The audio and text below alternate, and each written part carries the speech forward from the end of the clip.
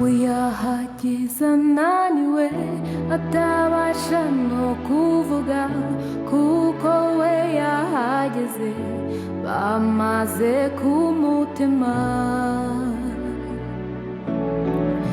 Yahageze ari kumwe n'utwana twe tune, iyo wababonaga bari nkurikirane. Yageze kuri bariyeri, abo yasanze bamukuraho uruziga.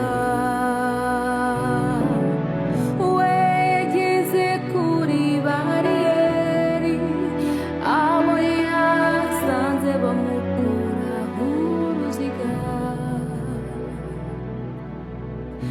Yari afite imbaraga nke